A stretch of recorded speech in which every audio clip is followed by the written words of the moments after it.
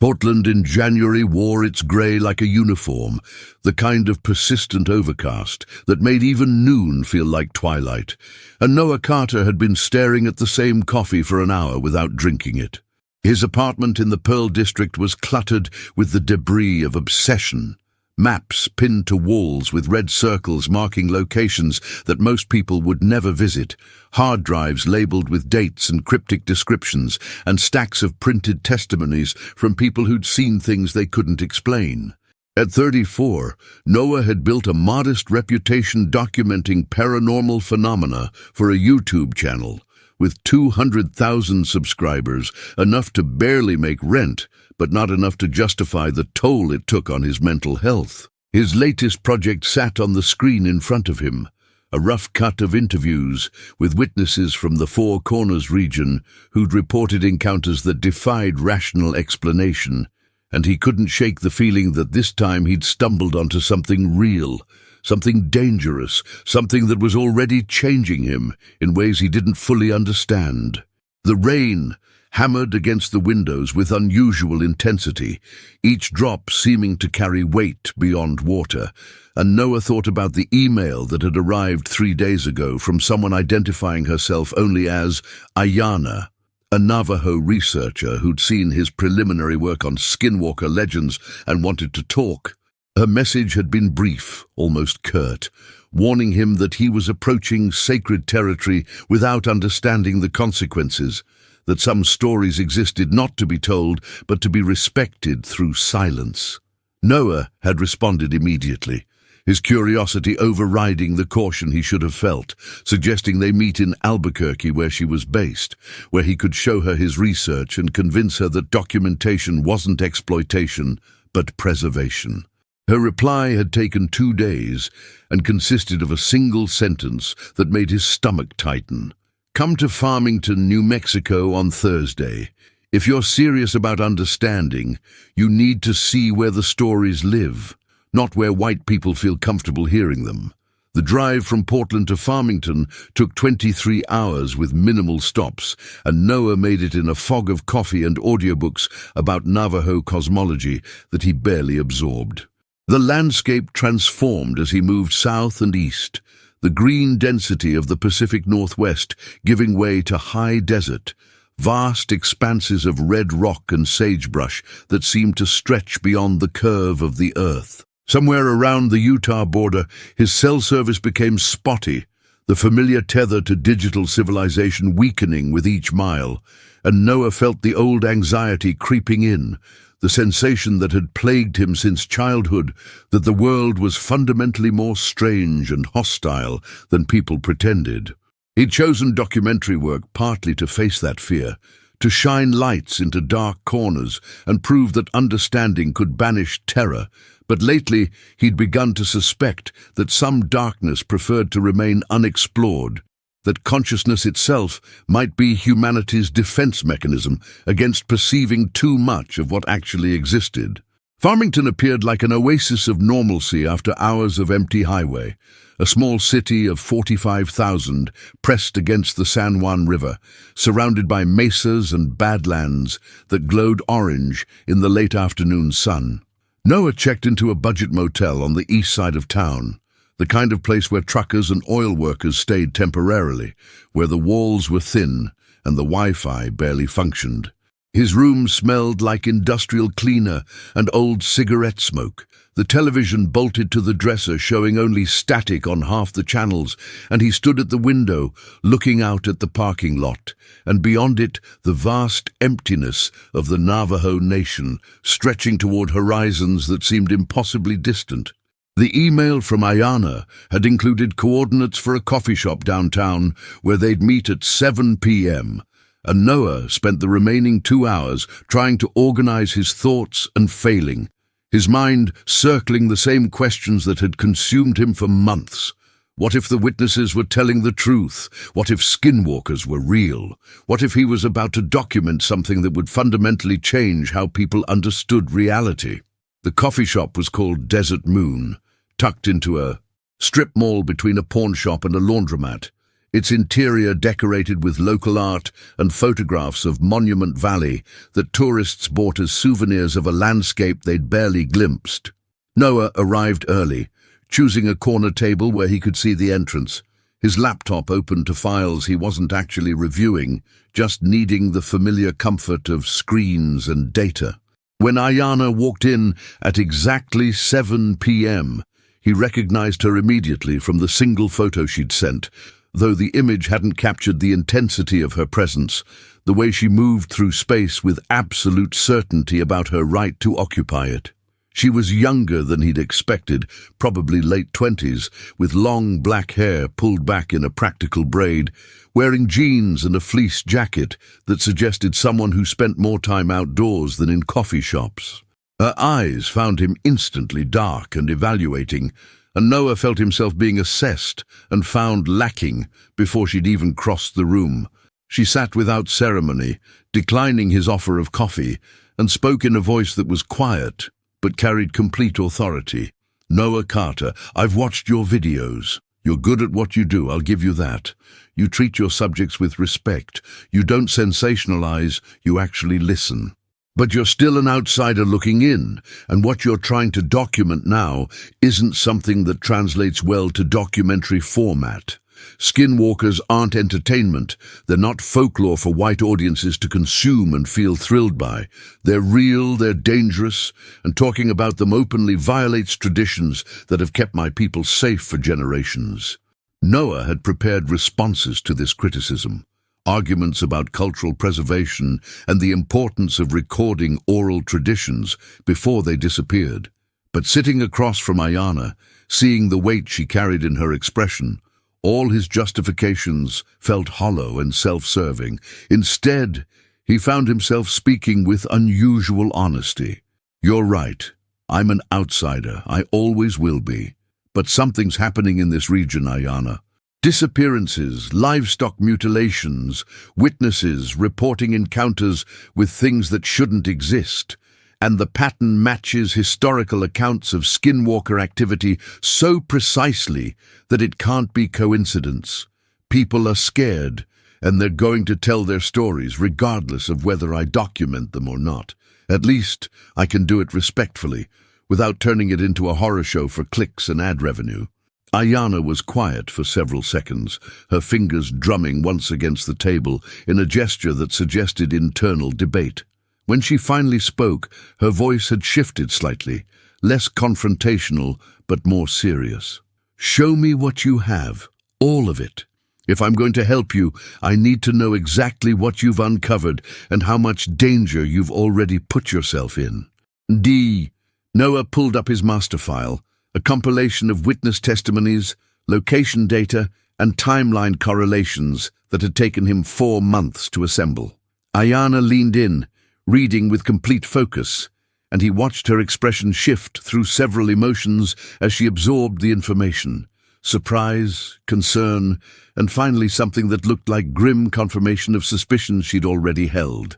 The witnesses described encounters in remote areas of the Navajo Nation and surrounding public lands, meetings with figures that appeared human but moved wrong.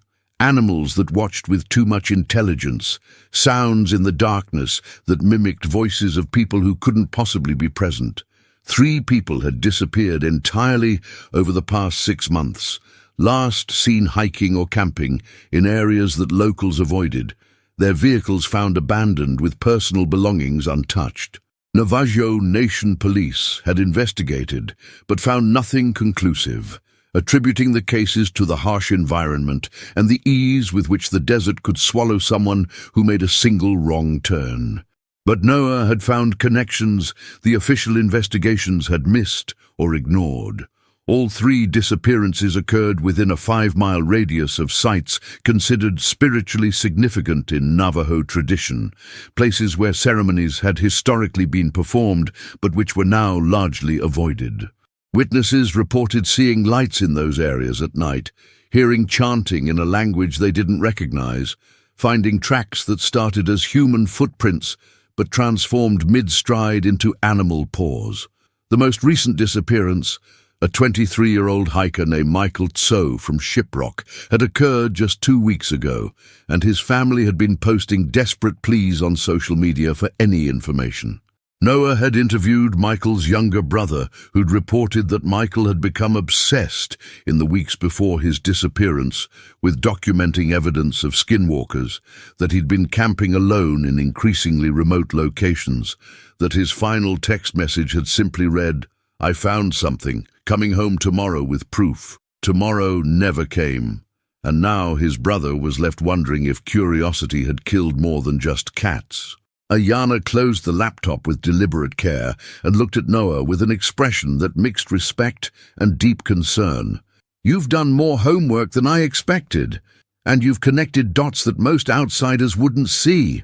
But Noah, you need to understand something fundamental. Skinwalkers aren't creatures to be studied or documented.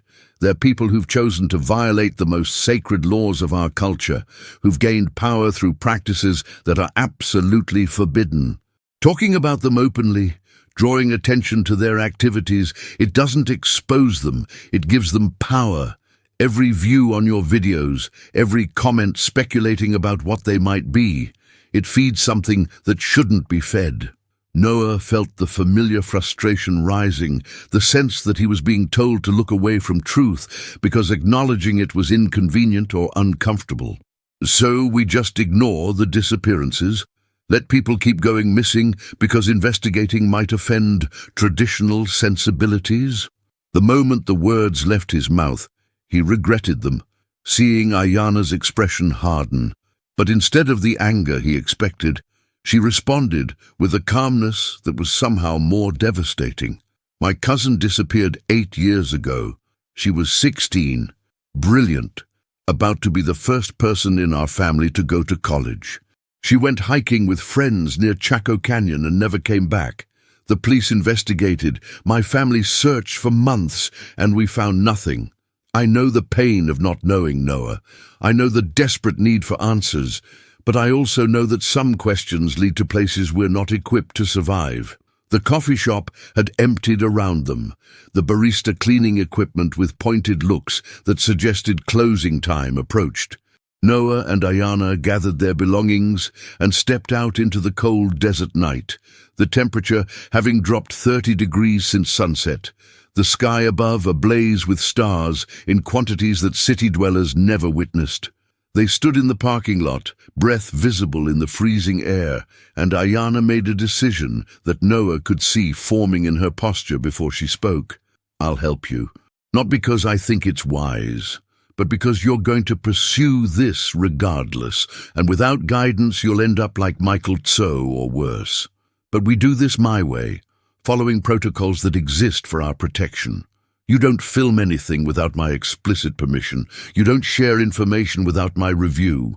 And if I say we stop, we stop. No arguments, no negotiation."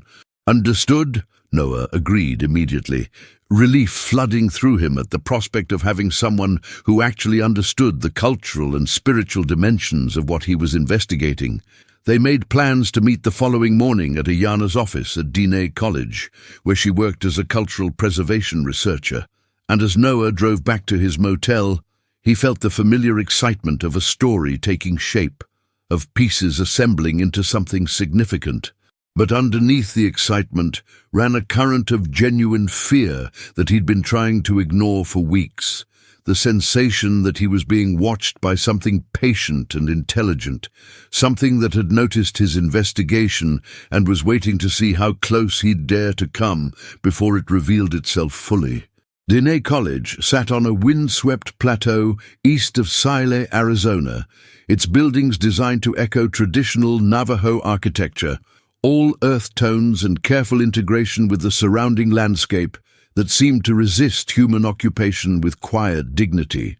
Noah arrived just after sunrise, the campus largely empty on a Saturday morning, finding Ayana's office in a building dedicated to cultural studies, the hallways lined with photographs of ceremonies, landscapes, and elders whose faces carried the accumulated wisdom of lives lived close to traditions that predated contact with Europeans by centuries.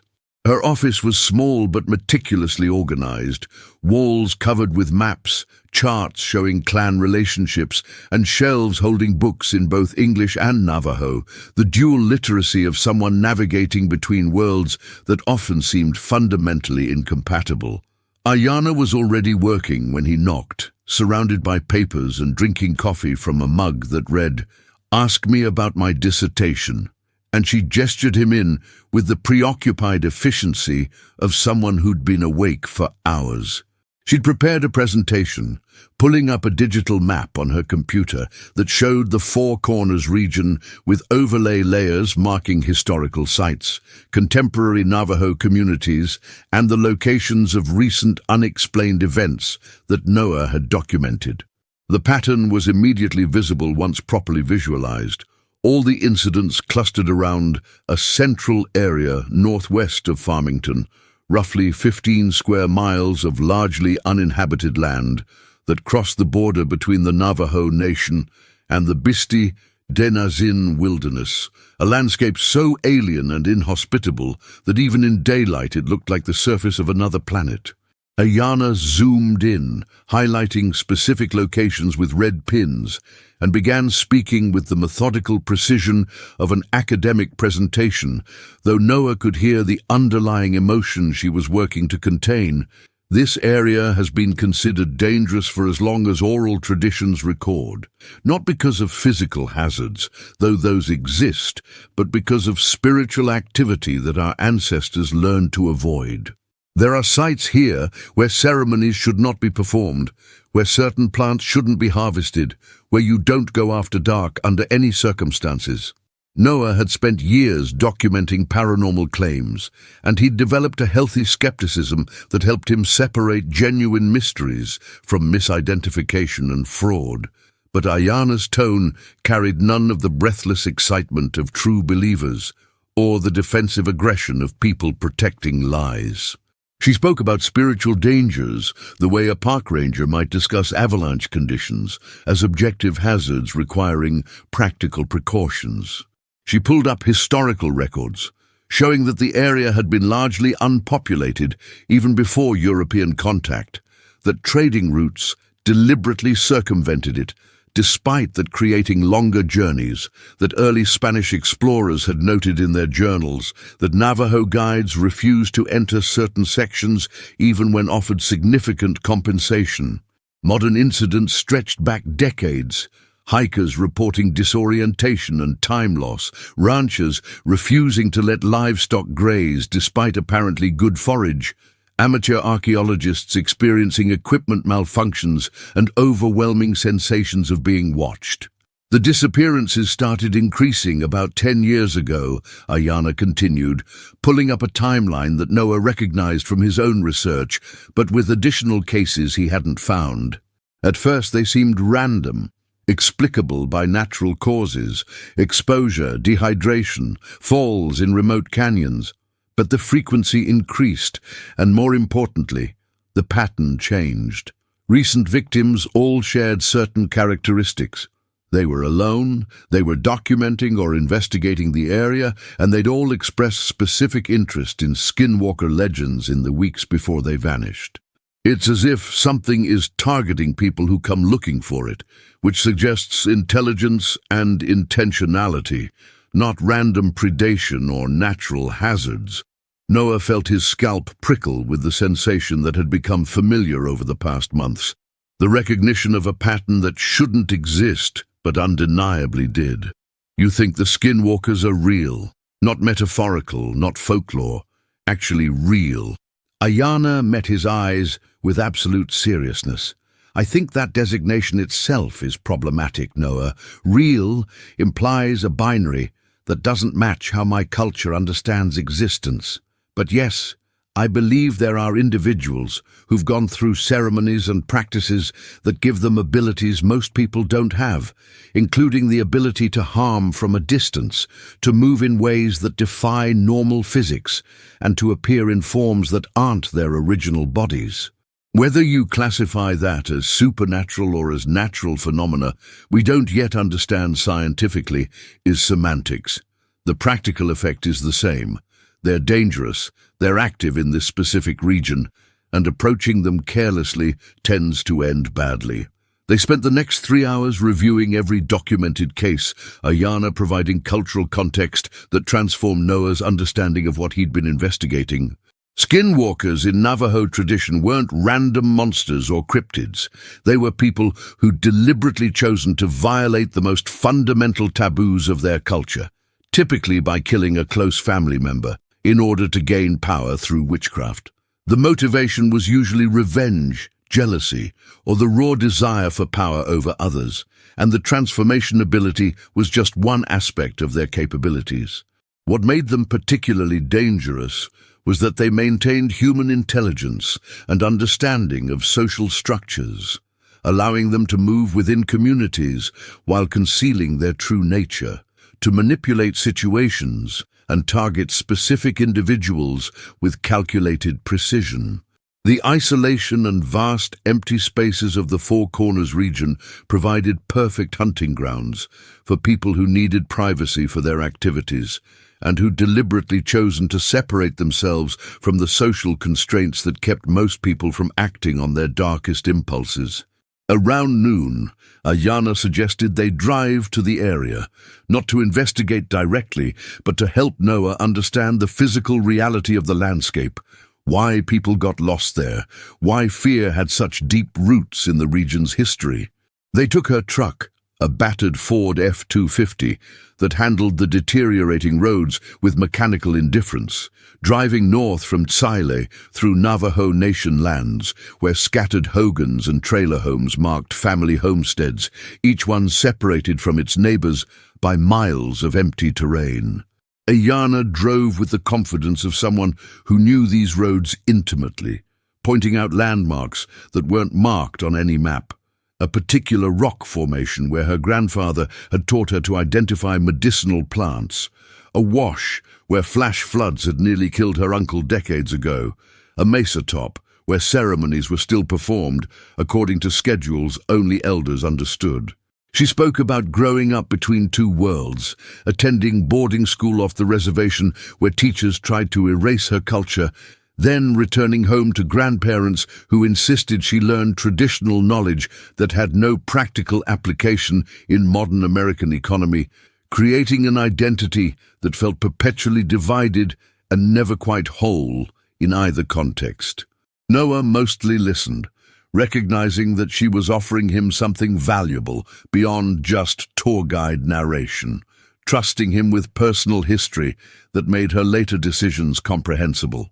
They crossed into the wilderness area around 2 p.m., the road degrading to rough track and then disappearing entirely, forcing Ayana to navigate by landmarks and intuition across terrain that looked identical in every direction. Endless expanses of badlands, hoodoos rising like petrified sentries, washes cutting through sedimentary layers that told stories in geology that predated human presence by millions of years. The silence was profound, broken only by the truck's engine and occasional wind gusting across the open spaces, and Noah understood viscerally why people reported feeling watched here. The landscape itself seemed sentient, ancient, and fundamentally indifferent to human presence or survival. They parked near a formation of balanced rocks that looked impossible, as if physics had taken a coffee break when arranging them, and walked the final quarter-mile to an overlook that provided views across the entire suspicious zone. Ayana pointed out specific locations where disappearances had occurred, and Noah took photographs and GPS coordinates while respecting her instruction not to film. The sun was beginning its descent toward the western horizon, shadows lengthening across the broken terrain, and Ayana's posture shifted noticeably as the light changed, her earlier openness contracting into wariness. "We need to leave," she said quietly but firmly. "Now, before it gets any darker." Noah wanted to protest, to argue that they'd barely had time to observe anything, but the tone in Ayana's voice stopped him, the sudden fear that she wasn't trying to hide. They walked quickly back to the truck, Ayana checking over her shoulder with increasing frequency, and Noah felt it too, that sensation of being observed by something patient and amused by their caution. The drive back was mostly silent, both of them processing the afternoon in their own ways, and it wasn't until they'd returned to paved roads and passed back into areas with visible human habitation that Ayana's shoulders finally relaxed. She pulled into a gas station in Shiprock, filling the tank with methodical focus, and when she returned to the driver's seat, she looked exhausted, years older than when they'd started the day. "My cousin," she said without preamble, staring through the windshield at the convenience store's neon lights. "The one who disappeared 8 years ago. Her name was Kaya. She was everything I wasn't. Confident, beautiful, fearless in ways that scared our grandmother. She didn't believe in the old warnings, thought they were superstition designed to keep young people compliant. She'd been reading about skinwalkers online, in forums where people treated them like cryptids or urban legends, and she became convinced that documenting their existence could be her ticket to fame, maybe a book deal or documentary series. She'd been sneaking out at night, camping alone in areas she knew were off-limits, trying to provoke an encounter.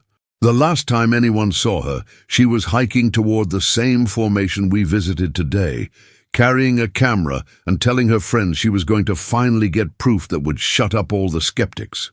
Noah felt something break inside his chest, the recognition of his own obsession reflected in a tragedy that had already played out. They never found any evidence of what happened. Ayana shook her head, still not looking at him. Nothing. It was like she vanished completely. No body, no belongings, no trace. My family performed ceremonies, hired private investigators, posted on every social media platform and missing persons database. 8 years of silence. And Noah, the worst part isn't not knowing what happened. The worst part is suspecting exactly what happened and knowing I can't prove it, can't pursue justice, can't even speak openly about it without violating the same taboos that might have gotten her killed. She went looking for skinwalkers, and something found her instead. They sat in the truck while evening deepened into night, gas station fluorescents pushing back against the darkness, while beyond their small circle of illumination, the vast emptiness waited with infinite patience. Noah thought about Michael Tso, about Kaya, about all the people who'd gone looking for answers and found only silence. He thought about his own motivations, the obsession that had driven him to this region, and wondered if he was any different from the victims he was supposedly investigating. Ayana finally started the truck, driving him back to his motel in Farmington, and before he got out she stopped him with a hand on his arm. "Tomorrow we talk to Michael Tso's family. They've agreed to meet with us because I vouched for you, because they're desperate enough to trust an outsider if it means finding their brother. But Noah, we're not investigators. We're not law enforcement, and we're not equipped to face what might have taken him. We document, we listen, we bear witness. That's all. We don't go playing hero, and we don't go looking for direct confrontation. Promise me." Noah promised, though even as he spoke the words, he wondered if he meant them, or if he was already too committed to the story to turn back when it mattered most. He spent the night in his motel room reviewing footage and notes, and somewhere around 3 a.m. he noticed something on a photograph he'd taken at the Overlook that afternoon, something he'd missed initially because it blended so perfectly with the landscape. In the deep shadow of a hoodoo formation, barely visible even when he enhanced the image, was a figure standing completely motionless, watching them from a distance of maybe 300 yards. The figure was too far away to show details, but its proportions seemed wrong somehow, too tall and too thin, arms hanging slightly too long. Noah zoomed in until the pixels dissolved into noise, trying to convince himself it was pareidolia, the human tendency to see patterns in randomness, but no matter how he adjusted the image, the figure remained, patient and observant, and he knew with cold certainty that whatever it was had been aware of them the entire time they'd been in its territory. The Tso family lived in a mobile home on the eastern edge of Shiprock, the massive rock formation that gave the town its name looming on the western horizon like a fossilized ship, frozen mid-voyage across an ancient seabed. Noah and Ayana arrived late Sunday morning, the day already heating up despite the lingering winter cold in the shadows, finding the home surrounded by vehicles that suggested extended family had gathered for their meeting. Michael's younger brother Daniel answered their knock, a lean 20-year-old with his brother's features, but lacking whatever spark had driven Michael to his fatal curiosity. The interior was crowded with relatives spanning 3 generations, everyone offering food and coffee with the hospitality that Navajo culture demanded, even in the midst of grief. And Noah felt acutely uncomfortable accepting kindness from people whose tragedy he was essentially trying to profit from, regardless of how he justified his documentary work. Michael's mother, Betty Tso, was a small woman with grey-streaked hair and eyes that held the hollow exhaustion of someone who'd cried until tears stopped coming, and she sat in the corner of the living room clutching a photograph of her missing son, while various relatives filled in the story in overlapping narratives that required Ayana to translate sections from Navajo to English. Michael had been a good student, they said, respectful of traditions but curious about the world beyond the reservation, planning to study environmental science with hopes of working for the Navajo Nation's Natural Resources Department. His interest in skinwalkers had started academically, researching traditional stories for a college paper, but had evolved into something more personal and obsessive over the past year. He'd begun spending weekends alone in remote areas, claimed he'd seen things he couldn't explain, started talking about proving that the old warnings were based on actual phenomena that could be scientifically documented if approached correctly. Daniel spoke with visible difficulty, his voice breaking several times as he described his brother's final weeks. He changed, became secretive, stopped sharing what he was really doing. He'd come back from camping trips exhausted and paranoid, jumping at sounds, checking over his shoulder constantly. I asked him what was wrong, if he was using drugs or something, and he just laughed and said he'd seen the truth, that everything our grandparents warned about was real, and once he had proof, everyone would have to listen. I thought he was having some kind of breakdown, maybe needed psychological help. I never thought... His voice failed completely, and an aunt put her arm around his shoulders while he struggled to compose himself. The final text message had come on a Thursday evening 2 weeks ago. I found something. Coming home tomorrow with proof. Michael's truck had been located 3 days later, parked near the trailhead to an unofficial hiking route into the Bisti wilderness. Doors unlocked, keys still in the ignition, his camping gear and camera equipment seemingly untouched inside. Navajo Nation police had searched the immediate area but found no tracks, no signs of struggle, no indication of which direction Michael had gone or what might have happened.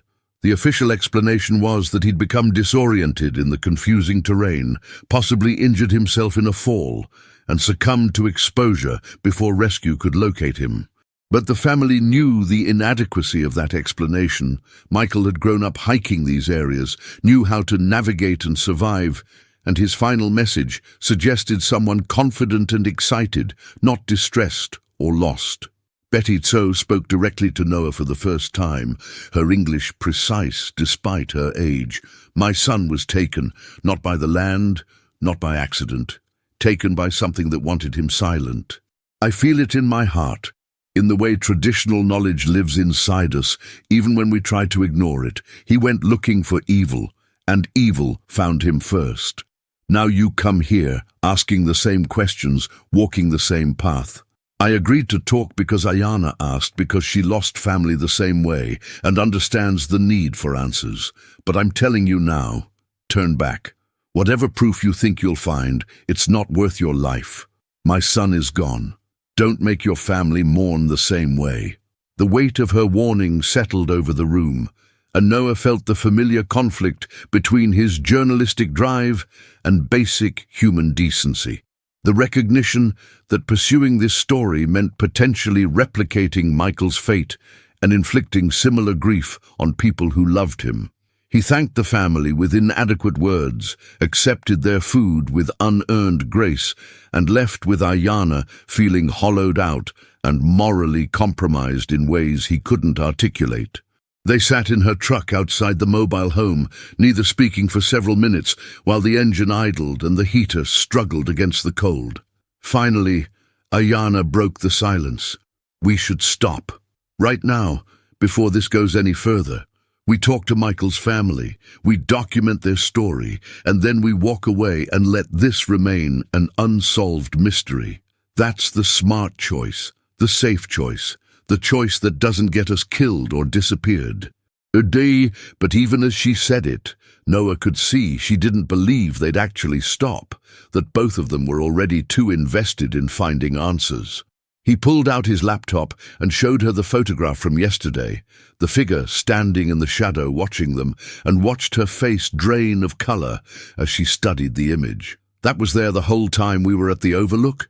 Noah nodded, watching us from about 300 yards away, completely motionless. "I didn't see it when I took the photo, only noticed when reviewing images last night. And Ayana, I've been going through other photographs from the past few months, images other investigators and tourists have posted online from the same region. This figure appears in at least a dozen of them, always in the background, always watching from a distance. Either it's following people who visit the area, or it's somehow aware when its territory is being documented and positions itself to observe." Ayana sat back, processing the implications with visible distress.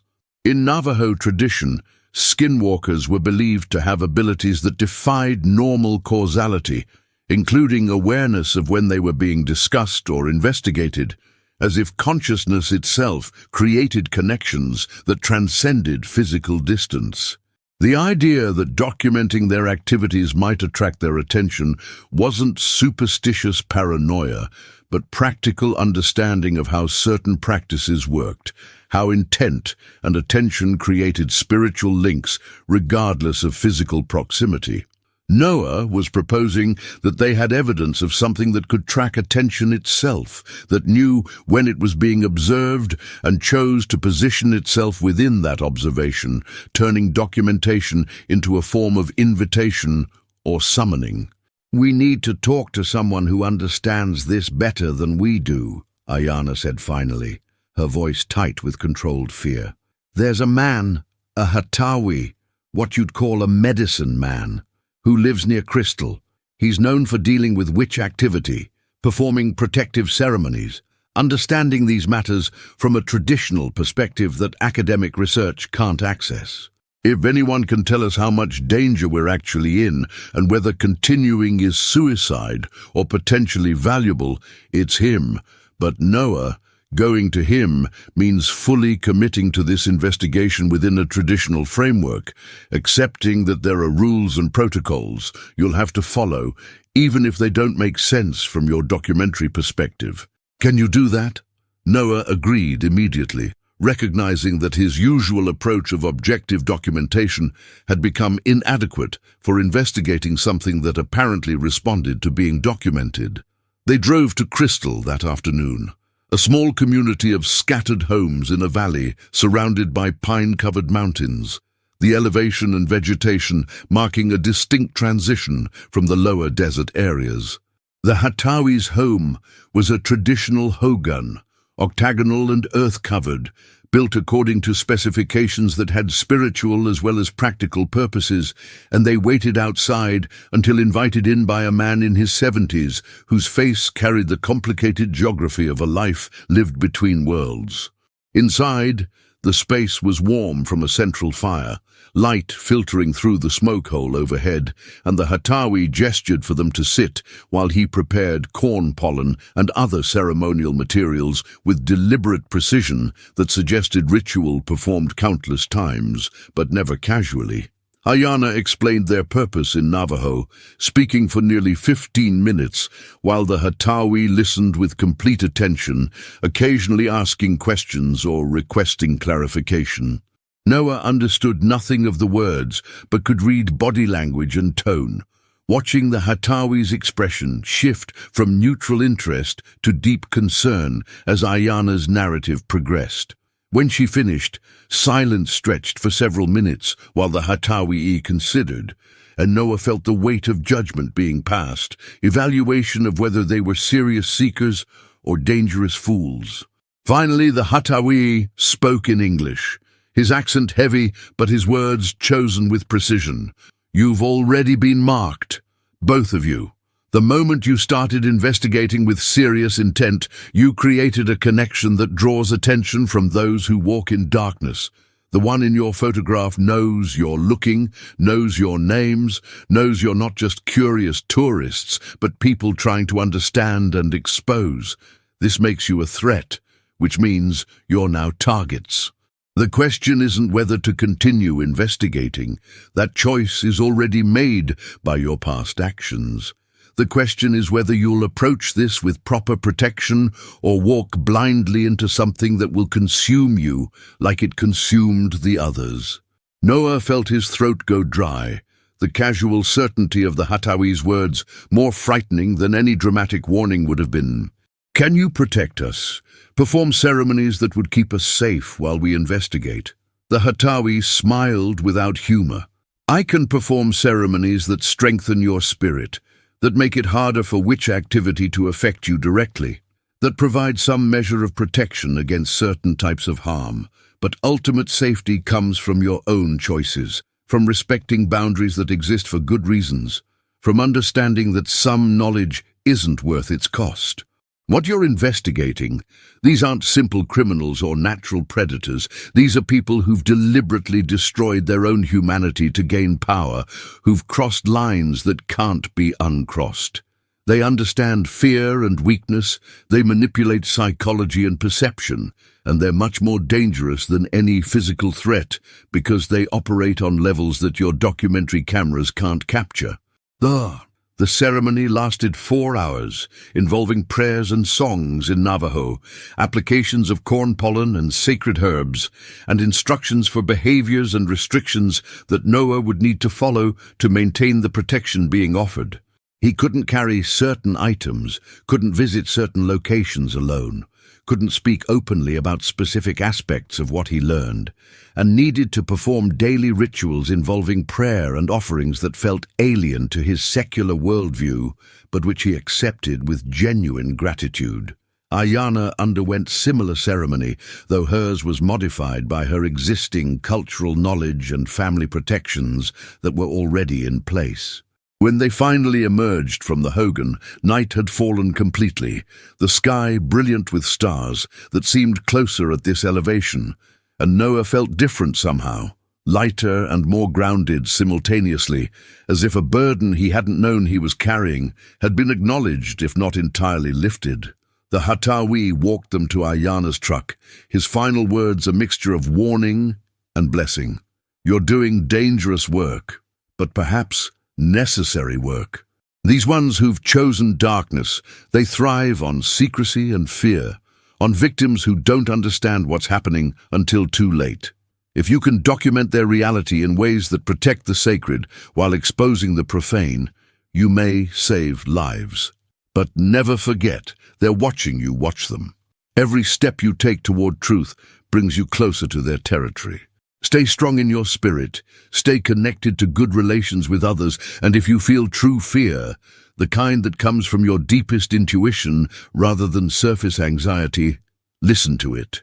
That fear is your spirit warning you of genuine danger, and ignoring it is how people end up lost in places where search parties never find them. They drove back toward Farmington in contemplative silence, and Noah felt the story he'd been chasing transform from documentary subject into lived experience, from something he was observing to something he was participating in. His phone buzzed with a message from his channel's modest subscriber base, asking for updates on his current project, and for the first time in his career, Noah found himself reluctant to share, understanding that some investigations changed the investigator more than they ever changed the audience. Beside him, Ayana stared out at the darkness rushing past, and when she finally spoke, her voice carried resignation and determination in equal measure. "Tomorrow, we go back. To the area where Michael disappeared, where that figure was watching us. We go prepared, we go protected, and we go together. And Noah, This time we bring equipment to document everything, because if we're going to risk this, we might as well get the evidence that makes the risk meaningful. Monday morning dawned cold and crystalline, the kind of winter day in the high desert where the air hurt to breathe and everything seemed sharper and more defined than usual, colors too bright and distances deceptive. Noah packed his documentary equipment with ritualistic care while performing the morning prayer the Hatawi had taught him, feeling foolish speaking words in a language he didn't understand, but trusting that sincerity mattered more than pronunciation. Ayana picked him up before sunrise, her truck loaded with supplies that went beyond standard hiking gear, ceremonial items wrapped in protective cloth, herbs that she refused to name, and a determination visible in her posture that suggested someone who'd made peace with dangerous choices.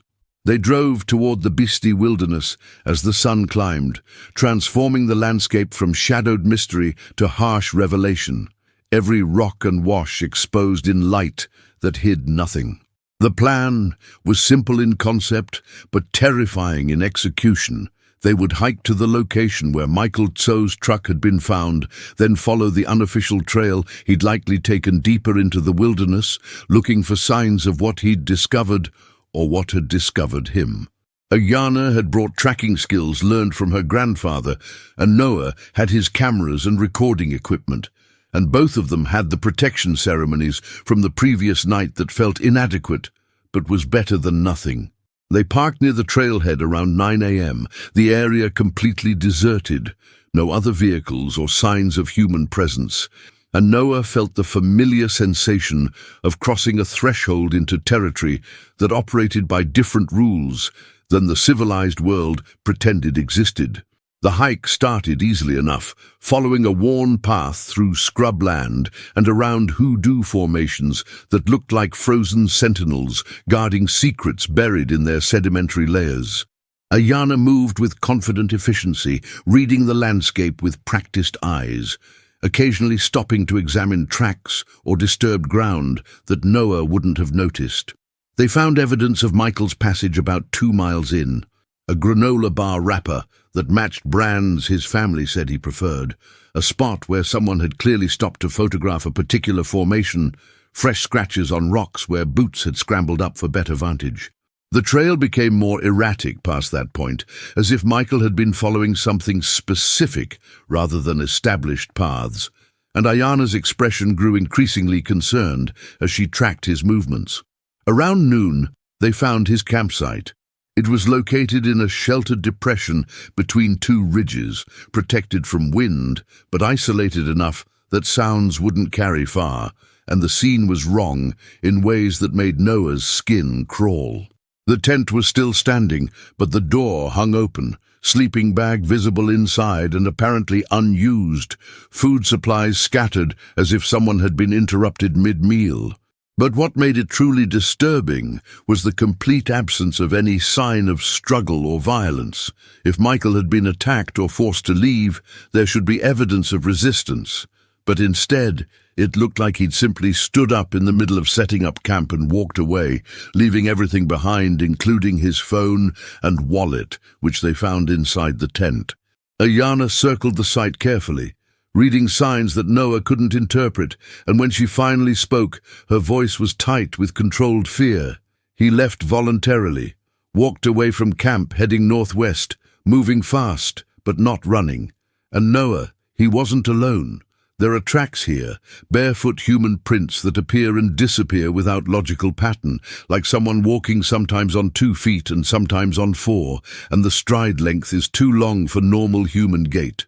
Noah documented everything with his camera while Ayana performed a brief protective ceremony, and they debated whether to follow the tracks deeper into wilderness or return with their findings to authorities. The professional choice was obvious. They weren't equipped for serious search and rescue, and following someone who'd clearly met an unfortunate fate would just risk creating more victims. But Noah felt the old obsession rising. The certainty that they were close to something significant, that turning back now meant accepting permanent mystery when truth was potentially just ahead. He could see Ayana wrestling with the same decision, her cultural training demanding caution while her personal grief over her cousin demanded answers. And in that moment of mutual understanding, they made the choice that both of them probably knew was wrong, but couldn't resist. They would follow the tracks for 1 more hour just to see where they led, and then turn back regardless of what they found or didn't find. The tracks led northwest into terrain that grew increasingly hostile, badlands carved by ancient water into a maze of narrow canyons and dead ends, where the rock walls seemed to lean in with oppressive weight, and the silence took on physical density. Ayana followed the tracks with grim determination while Noah filmed and took GPS coordinates, both of them jumping at sounds that were probably just wind, but might be something more. The tracks led to a particular canyon that narrowed to barely shoulder width, and at its terminus they found something that made Noah's breath catch. Petroglyphs covering the walls, ancient art depicting figures that were both human and animal simultaneously, along with symbols that Ayana recognized as warnings, ancient prohibitions that meant this place had been considered dangerous for thousands of years before modern fears had labels like Skinwalker. And there, arranged on a flat rock like an offering or a taunt, was Michael's camera. It was undamaged, turned off, but with the battery still charged, and when Noah checked the memory card, he found it full of images and video that stopped abruptly with a final shot that was mostly darkness and motion blur, as if Michael had been running while filming. They copied the files to Noah's backup drive, and then Ayana insisted they leave immediately, her instinct screaming danger in ways she couldn't articulate, but also couldn't ignore. They retraced their path with increasing urgency, and it wasn't until they were halfway back to the trailhead that Noah noticed what was wrong. They were being herded.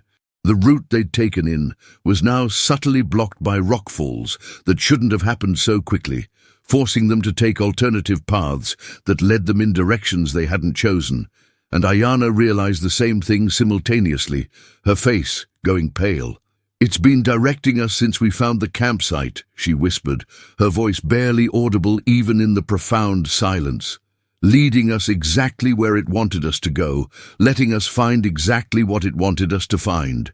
And Noah, we're not heading back to the trailhead anymore. Look at the sun position. We're going northwest, deeper into the wilderness." They tried to correct course, using GPS and compass, but the terrain simply didn't allow the routes the technology suggested, and every alternative path led them further into areas that felt increasingly wrong, where the rock formations seemed to shift when not directly observed, where sounds came from impossible directions, and where the light took on a quality that made distances meaningless. Noah's rational mind tried to explain it as panic and disorientation, the well-documented phenomenon of people getting lost and making poor decisions. But the evidence of his GPS said they should be able to simply walk east and reach the main trail. Yet every attempt to do so ended at impassable obstacles that forced them back. Ayana finally stopped, breathing hard, and performed the most intensive protective ceremony she knew, speaking prayers with desperate intensity while applying corn pollen to their foreheads and hands. "We're in its territory now," she said when she finished, her voice steady despite obvious fear. "It's been guiding us like animals into a trap, and we walked right into it because we were too focused on finding answers to notice the manipulation.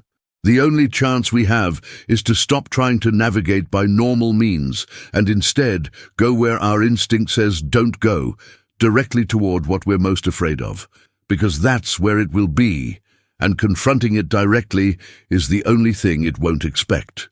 The logic was insane, but also felt weirdly correct, and Noah found himself agreeing despite every survival instinct screaming otherwise. They turned northwest, moving deliberately toward the deepest part of the wilderness, following the sensation of wrongness rather than avoiding it, and the landscape seemed to resist initially, paths becoming more difficult, obstacles more frequent. But then, as if something recognized their change in approach, the resistance lifted and the path became almost absurdly easy, leading them through a narrow slot canyon that opened into a small amphitheater surrounded by vertical walls.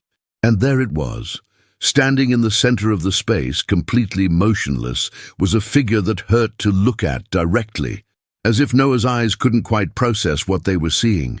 It was roughly human in shape, but too tall, too thin, with proportions that suggested bones that bent in too many places. It wore what might have been clothes or might have been skin, and its face, if it had one, was turned toward them with a tension that felt physical, like being touched by cold hands.